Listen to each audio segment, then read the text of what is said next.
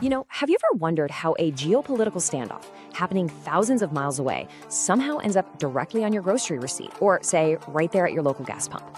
It kind of feels like these massive international events just happen in a vacuum, right? But the reality is that the global economy is just deeply, intricately connected. So today, in this explainer, we're going to trace the exact path of one of these major disruptions. We're looking at a faraway conflict, a massive blockade, and the absolute undeniable ripple effect it's having on the price of your everyday goods. By the end of our time together, you'll see exactly how a single geographic choke point can send shockwaves literally all the way to your wallet. Let's get right into it. To untangle all this, we're using a simple framework we call the ripple effect. We'll start at the epicenter, track the first ripple, watch the second ripple hit, and finally, brace for the final wave. All right, starting right at the source with section 1, the epicenter, the Strait of Hormuz. Okay, let's dive into this. The Strait of Hormuz is this incredibly crucial, narrow waterway right between the Persian Gulf and the Gulf of Oman. It is a massive geographic bottleneck, but right now, it's effectively closed. We're looking at a really complex geopolitical stalemate here. Following recent conflicts, the U.S. has initiated an extended blockade of Iran's ports to squeeze the country's economy, meaning they're intercepting or turning back vessels. And in response, Iran stated it will disrupt traffic traveling through the strait, so shipping in the area is now severely restricted.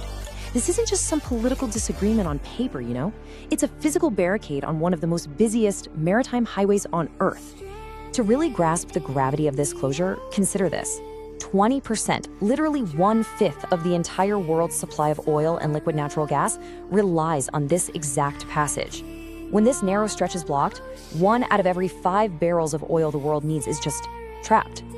So yeah, this is definitely not a small regional issue. It's a massive bottleneck completely choking the global energy supply chain. So how did we actually get here?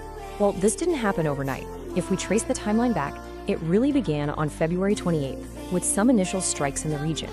There was a brief moment of hope, when the U.S. announced a pause on attacks on April 8th, which was then followed by an announced ceasefire between Israel and Lebanon on April 17th. But man, that relief was incredibly short-lived. And that brings us to the present day. We are now seeing an extended, prolonged U.S. blockade of Iran's ports, while Iran is utilizing alternative trade routes and frankly dealing with severe domestic economic fallout. We're talking soaring inflation and massive job losses.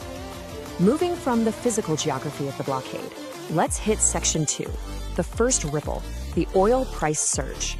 When 20% of the world's oil is suddenly stuck behind a geopolitical wall, the absolute first place we see the impact is right here, $119. That is the price Brent crude, which is a major trading classification of sweet light crude oil, surged to on a single Wednesday afternoon. To put that into perspective, that's a massive jump of nearly 7% in just 24 hours. Because when oil traders see a blockade extending, panic sets in, supplies threatened, and the price per barrel just skyrockets. It's honestly wild when you compare the numbers. Think back to that brief April 17th ceasefire. Oil was sitting at a low of $90 a barrel. But under the current extended blockade, it's sitting at $119. So this isn't just some random fluctuation. It is a steady, steep climb over the last 12 days directly because of the ongoing blockade. The market is basically showing us, in real time, the true financial cost of closing the Strait of Hormuz. Which brings us to section 3, the second ripple, global market reactions. Now, the price of oil obviously doesn't just stay in the energy sector. Oil is the lifeblood of the global economy. It fuels the planes, the cargo ships, the delivery trucks, making international trade even possible. So when the cost of oil jumps, international stock markets react instantly.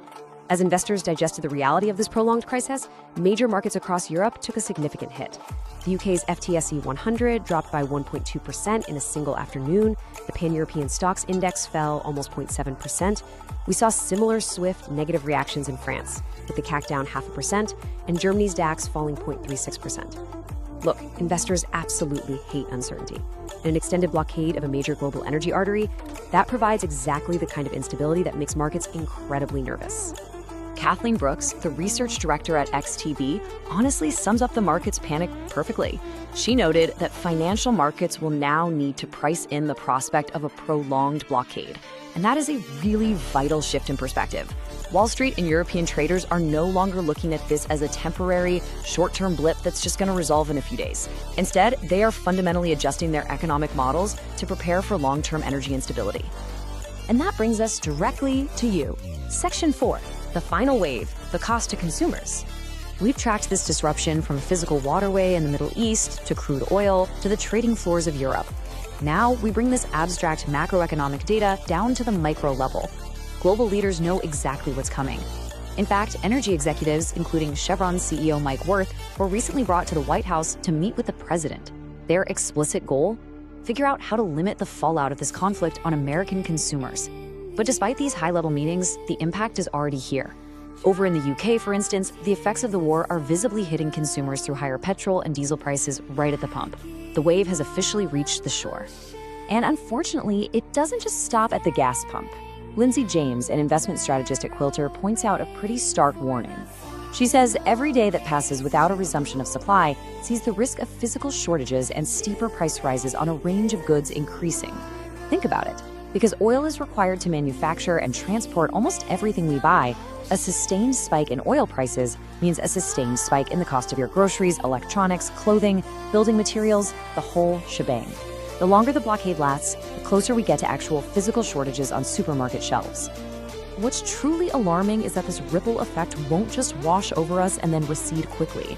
The World Bank has actually issued a severe forecast. They project that energy prices will surge by a staggering 24% in 2026. That would bring prices to their highest level in 4 years. And here's the real kicker. That forecast is based on the assumption that the most acute disruptions caused by the current conflict actually end in May. So even if the immediate geopolitical crisis de-escalates soon, the mathematical shock to the supply chain is projected to echo for years. We started this explainer by asking how a faraway blockade connects to your wallet. We've seen the epicenter, the commodity surge, the market drop, and the immediate consumer impact. But I want to leave you with this final thought. If energy prices do surge that massive 24% by 2026, can our highly integrated global supply chains survive that strain without passing every single cent of that cost directly to you? Next time you look at the news, or, well, your grocery bill, keep that in mind. Thanks for joining me for this explainer, and keep learning.